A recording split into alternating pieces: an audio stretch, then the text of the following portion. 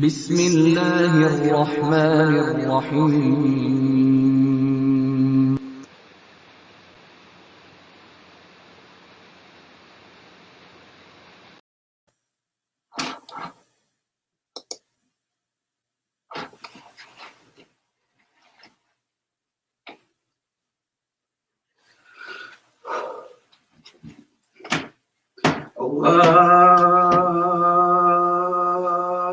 Allahu Akbar,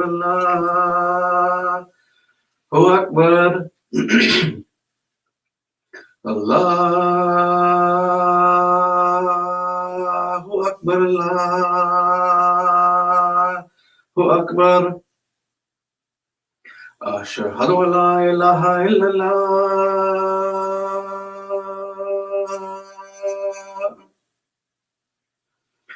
Ashhadu an la ilaha illallah.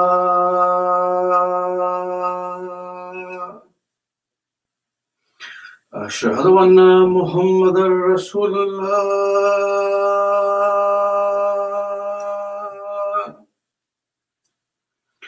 Ashhadu anna Muhammadar Rasulullah.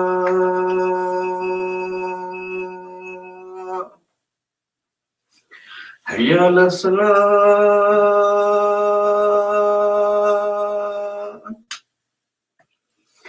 Hayya ala salat.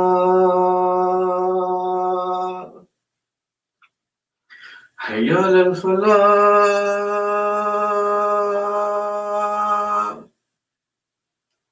Hayya ala falah.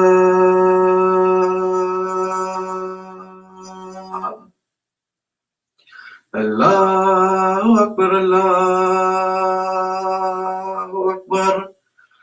La ilaha illallah.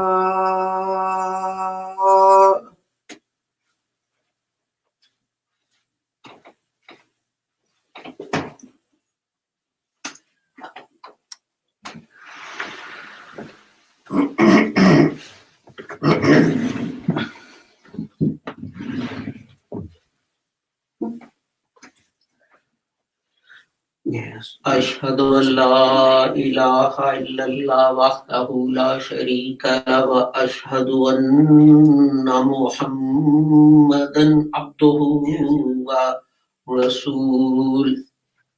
أعوذ بالله من الشيطان الرجيم. بسم الله الرحمن الرحيم.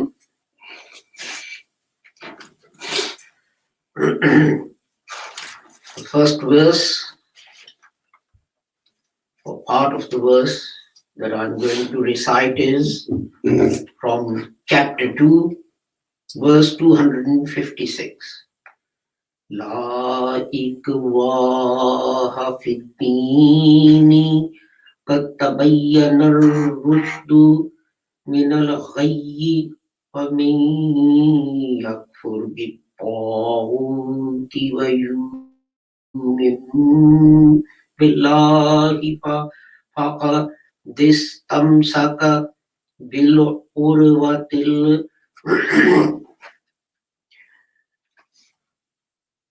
wulqa. And its English translation is, there is no compulsion in religion. The right way is indeed clearly distinct from error. So that was the first verse. The next verse I want to recite is from chapter 5, verse 48. And I'll just read the English translation of the verse, part of the verse.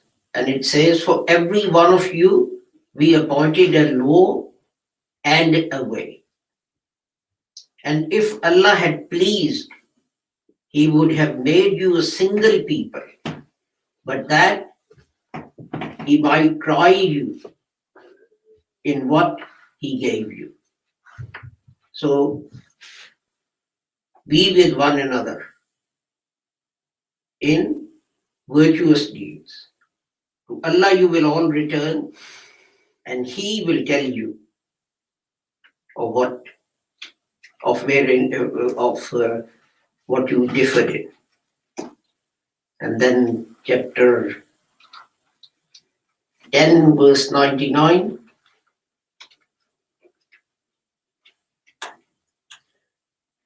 And if your Lord had pleased, all those who are in the earth would have believed, all of them. Will you then force people until they are believers? And then chapter 88, verses 21 and 22.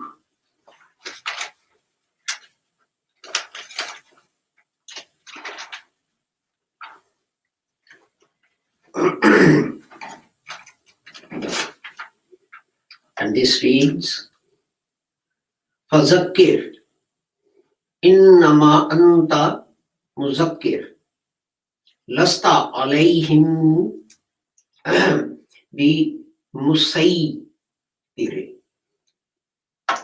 Chapters 21, 22, verses 21 and 22. The first verse says, so remind them, but you're only to remind. You are not a guardian over them. You are not a warder over them.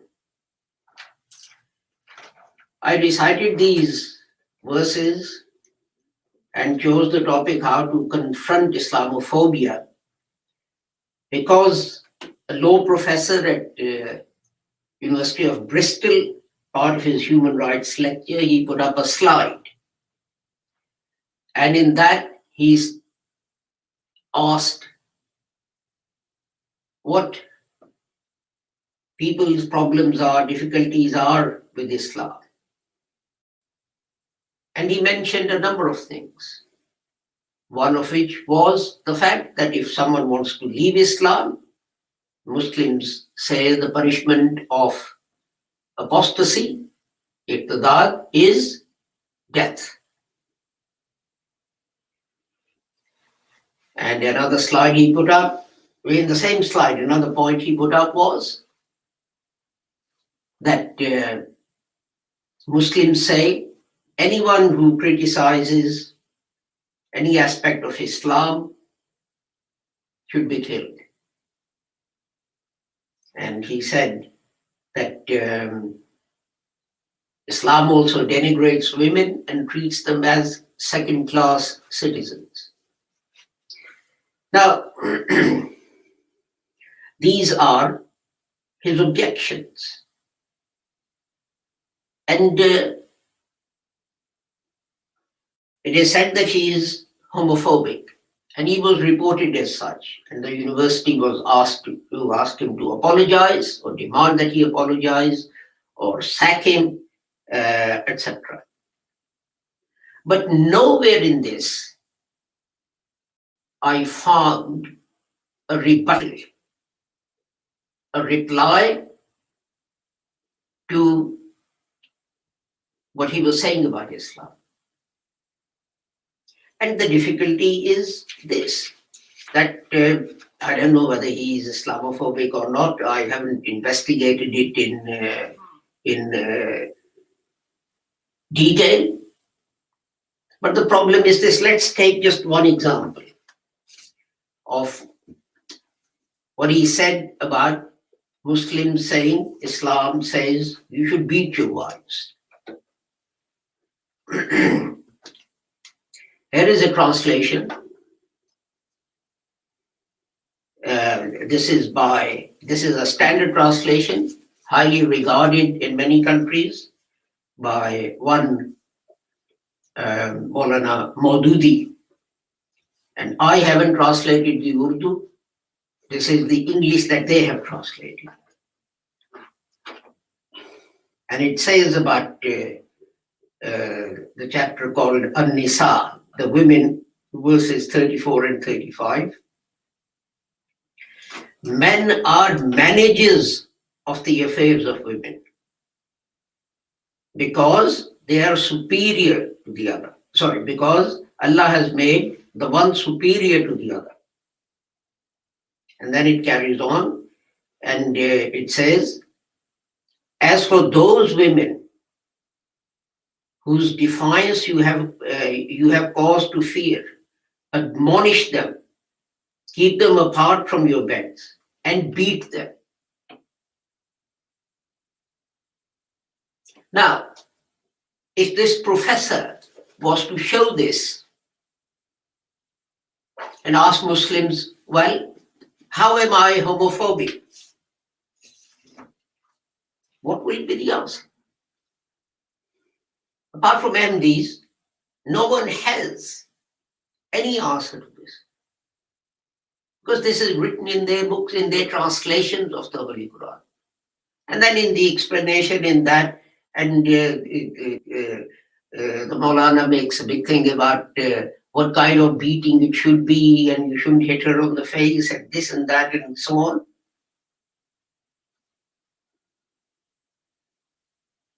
And I researched this because an Afghani in New York came home and he wanted meat, but his wife had cooked lentils, and he got angry and hit her on the head with a broomstick, and she fell and died. And the New York Times put a heading up saying, Muslim kills wife. So I wrote them a letter. I said, how is the man's religion relevant to this crime? I said, if a Jew had done it, would you say Jew kills wife? I said, there are many Christians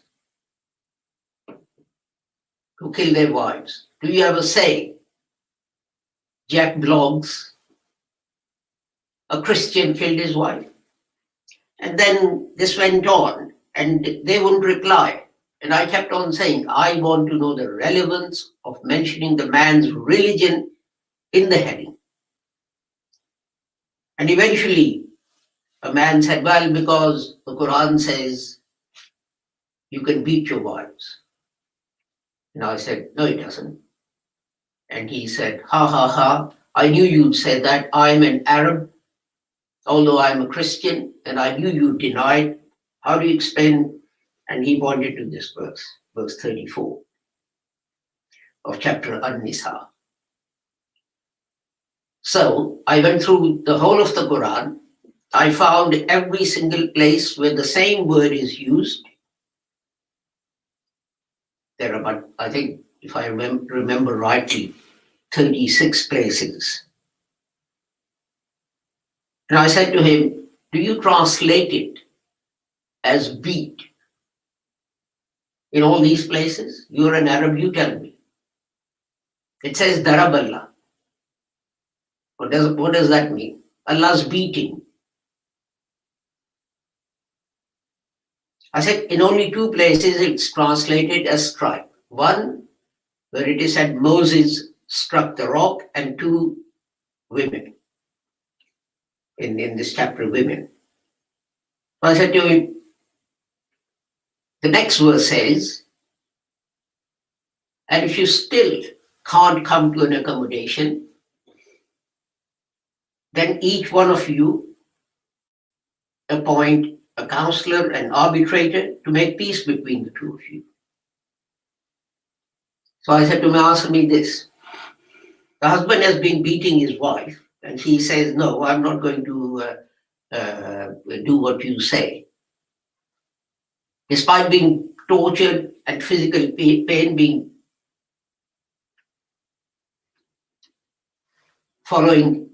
suffering physical pain, she refuses. What are these counselors going to do?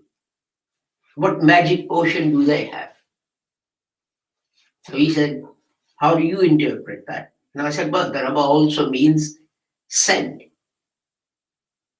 And I said, in English, if someone comes to me and I say beat it, does it mean I'm asking them to go and beat something?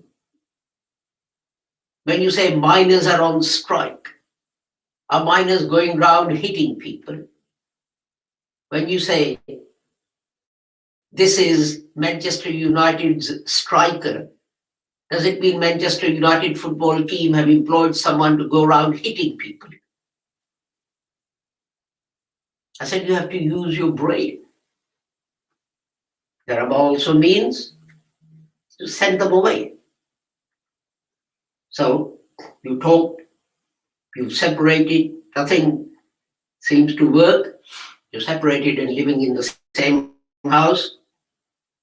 Now send her off to her parents, and then each party appoints someone for reconciliation, if it's possible.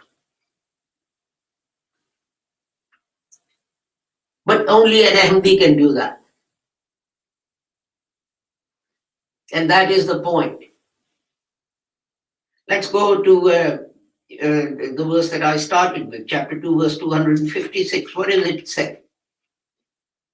There's no compulsion in the way you live.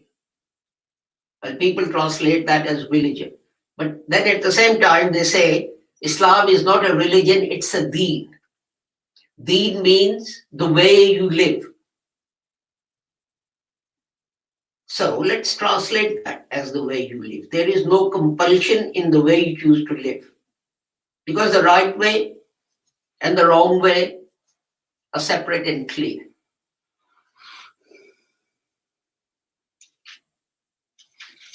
So, if there's no compulsion in religion, then how can you force people to embrace Islam? How can you force people to remain in Islam? And we had this argument in South Africa in the second case when I was there interpreting.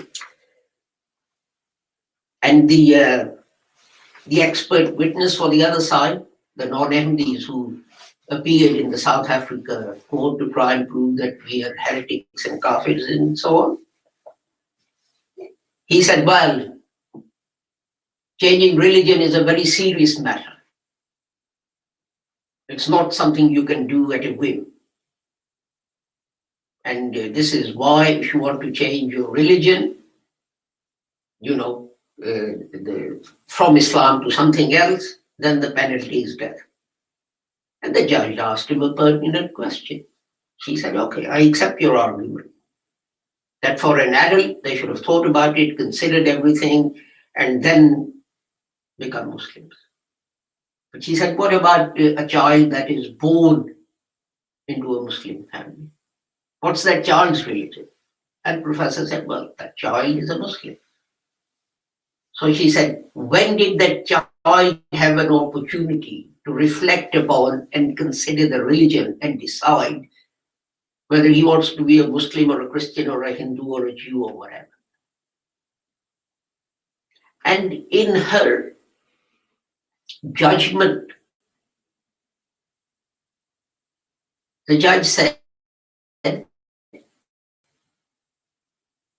commenting on this exchange with Professor, the judge said, I cannot believe that anyone as intelligent as Muhammad would mean that by this verse, any Muslim is not allowed to change his religion, because all you would do is create a group of hypocrites who pretend to be Muslims, but in their heart, they're not Muslims. Fifth columnists, I think she called them. She said, someone as intelligent as Muhammad would realize that, sallallahu alayhi wa sallam. But this is how the verse is universally interpreted by non-Ahmadi scholars. If you change your religion, you should be beheaded. They'll object to this actually, by saying that, because what they will say is that no, the rule is if you change your religion from Islam to something else, we give you 3 days to change back to Islam, and then we cut your head off if you refuse to go back to Islam. Now, you see, what does the Holy Quran says? Chapter 10, verse 99 that I read out. If Allah had wanted, He would have made sure that everyone in the world follows the same religion.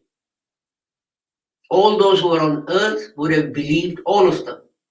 And it says believed, which means believed in God. God hasn't forced people to believe that He exists and so on. He says to the Holy Prophet Muhammad, remind them, because you're sent only to remind people. You're not a jailer over them. You're not a guardian over them. You're not a warder over them. And this is the point of the story of Adam. The angel said, we follow your commandments. A mango tree doesn't decide this year, I don't want to grow mangoes, I'm going to grow strawberries. You have told the mango tree to grow mangoes, it will grow mangoes. An apple tree doesn't decide that, well, apples are not very popular this year, so I think I'll grow strawberries. So why do you want to create this creature who will create mischief in the land, who won't follow? That was the angel's point. He won't follow what you tell him to do. And God said, well, I know what you don't. I have given them free will. They can choose whatever they want. And God says in the other verses I recited, everyone's been given. For every one of you, there is a law and a way that you want to live. God says in the other verses, and if Allah had pleased, He would have made all of you one nation, one single people.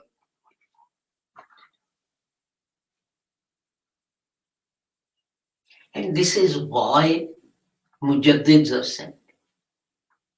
This is why reformers are sent. Because people start to misunderstand and misinterpret.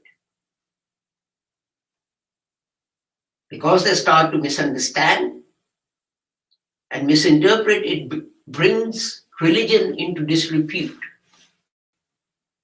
And then God sends reformers to take people and their understanding to the right path. And this is why Hazrat Mirza Ghulam Ahmad came.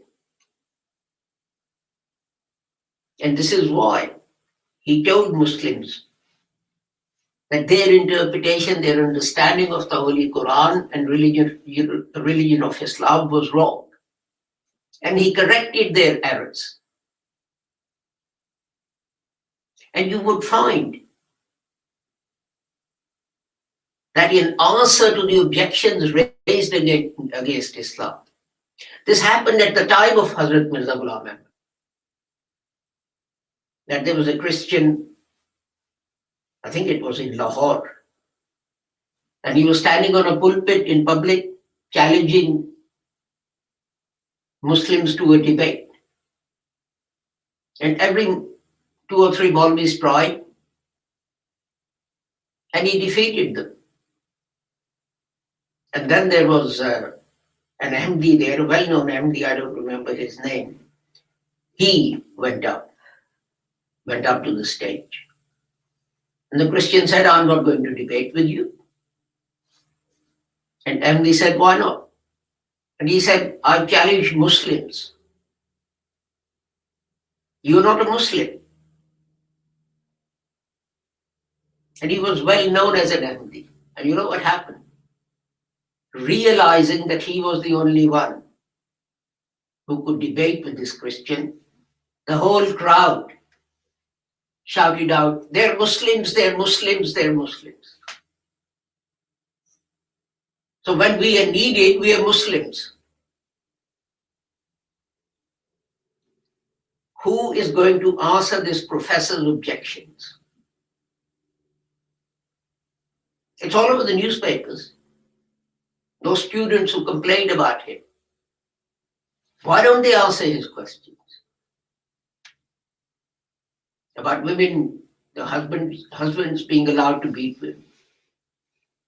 About punishment of leaving Islam being death. And these can, and they do. And if you can't see, every day this is happening in the West. Every day this is happening. The incident I told you about New York Times, that is about 15 years old. When I was in Suriname, I saw this. To this day.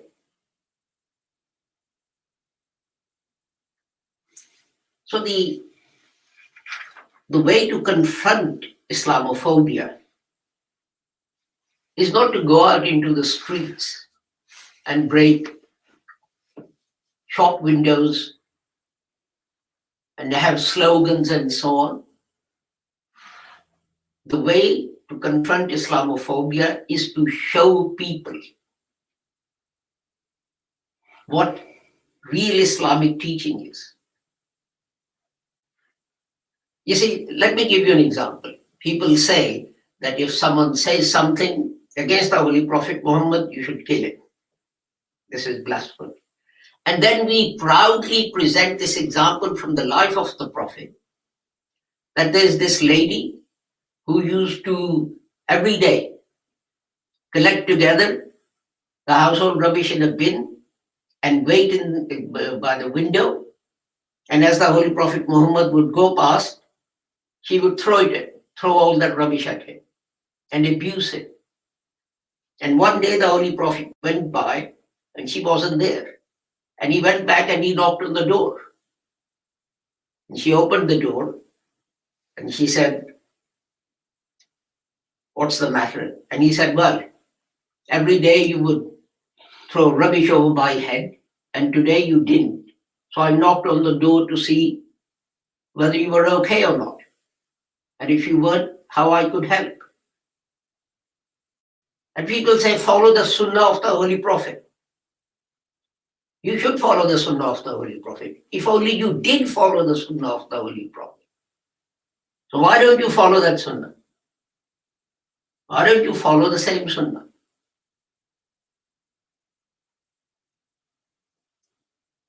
I'll end with an example. You know, children, they play in the playground, and some of them tease a kid. And the kid that gets irritated and annoyed and so on, because they know he's going to do that, they tease him over and over and over again. If he ignores them, then they do it one day, they do it 2 days, and then they say there's no reaction, and they leave him alone. If you're going to show reaction, then defend Islam with argument and rationality. Show these verses. And there is no harm in admitting that our scholars of the ages gone by misunderstood or misinterpreted the Holy Quran. Maybe the way they interpreted it was correct for their time and their age. Although I doubt it. But maybe let's give them the benefit of the doubt. We don't know what the situation was like at that time.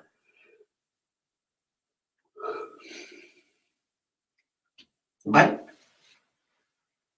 as Hazrat Mirza Ghulam Ahmad said, unless we mend our ways, we are not going to progress. And we need to do that. بارك الله لنا ولكم في القرآن العظيم ونفعنا وإياكم بالآيات وذكر الحكيم إنه تعالى جواد كريم ملك بر رحيم.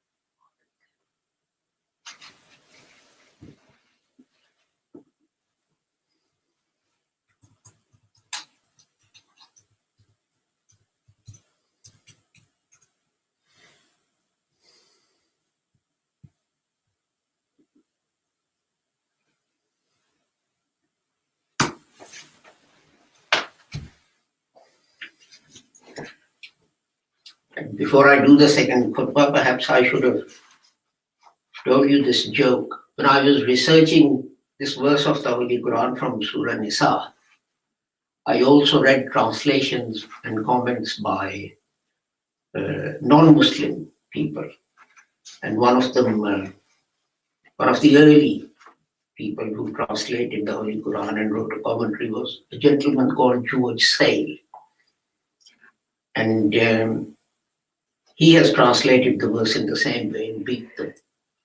Then I went to his commentary, and George Sale said, even in false books, sometimes the truth gets written by mistake. The Holy Quran is quite right. If your wife doesn't listen to you, you should beat her, because there are some women who are never going to listen to their husbands unless they beat.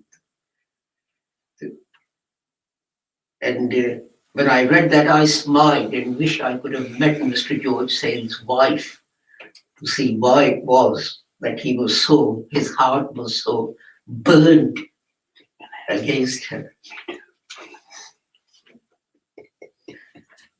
Alhamdulillah. Alhamdulillah, nahmaduhu wa nasta'inuhu wa nastaghfiruhu wa nu'minu bihi wa natawakkalu alayhi wa na'udhu billahi min shururi anfusina wa min sayyiati a'malina.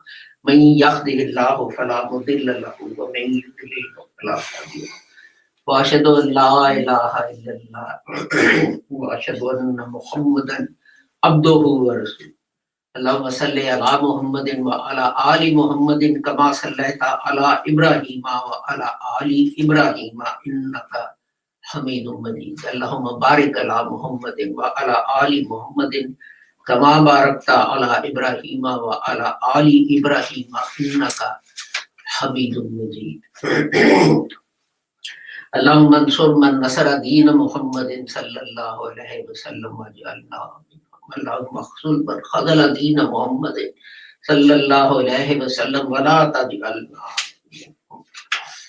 Ibadallah rahmukumullah. Inna Allah ya'muru bil adli wal ihsani wa ita'i dhil qurba wa yanha 'anil fahsha'i wal munkari wal baghi ya'izukum la'allakum tadhakkarun. Uzkurullaha yazkurkum وَادْعُوهُ يَسْتَجِبْ لَكُمْ وَلَذِكْرُ اللَّهِ أَكْبَرُ وَاللَّهُ يَعْلَمُ مَا تَصْنَعُونَ.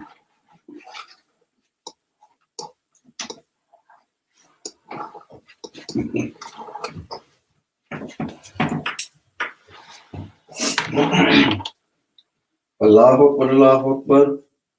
Ashhadu an la ilaha illallah, ashhadu anna Muhammadan Rasulullah. Hayya salah, hayya falah, qamatis salah, qamatis salah. Allahu Akbar, Allahu Akbar. La ilaha illallah. Allahu Akbar.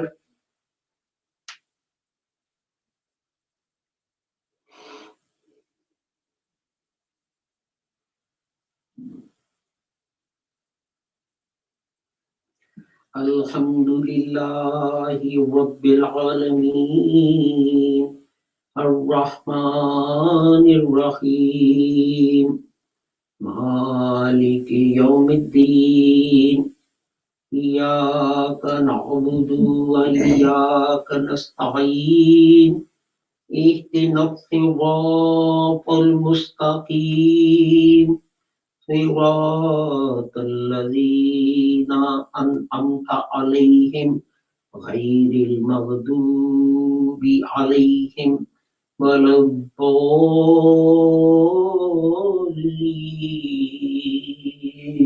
آمين. قل هو الله أحد الله الصمد لم يلد ولم يولد ولم يكن له كفوا أحد. الله أكبر. سمع الله لمن حمده. ربنا ولك الحمد. الله أكبر.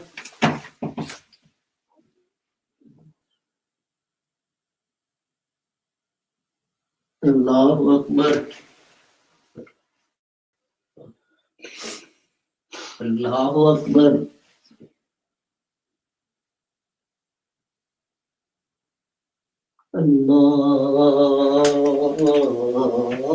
الله أكبر.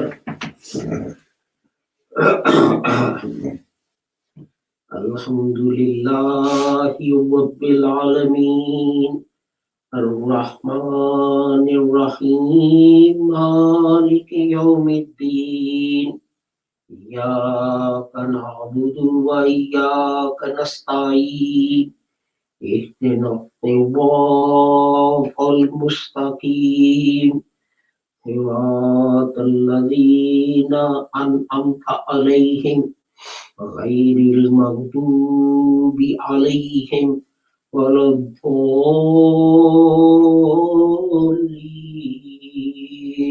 آمين. قل أعوذ برب الناس ملك الناس إله الناس من شر الوسواس الخناس الذي يوسوس في صدور الناس من الجنة والناس. الله أكبر. سمع الله لمن حمده. ربنا ولك الحمد. الله أكبر.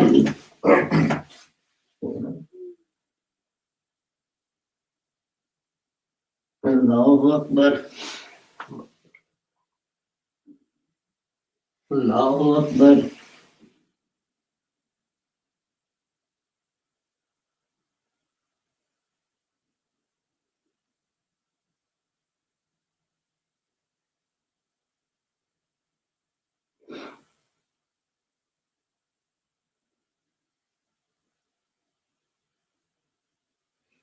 الله أكبر.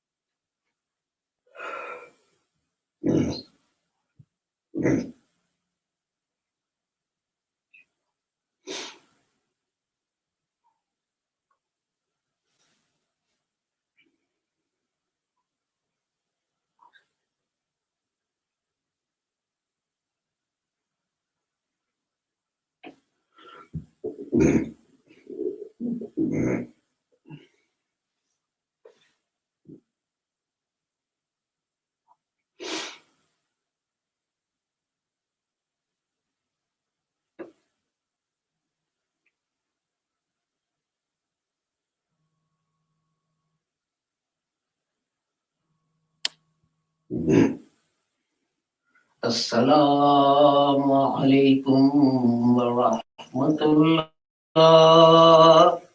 السلام عليكم ورحمة الله.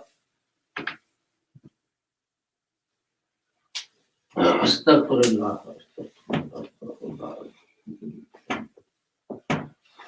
اللهم أنت السلام وأنت السلام تبارك ربنا آتنا في الدنيا.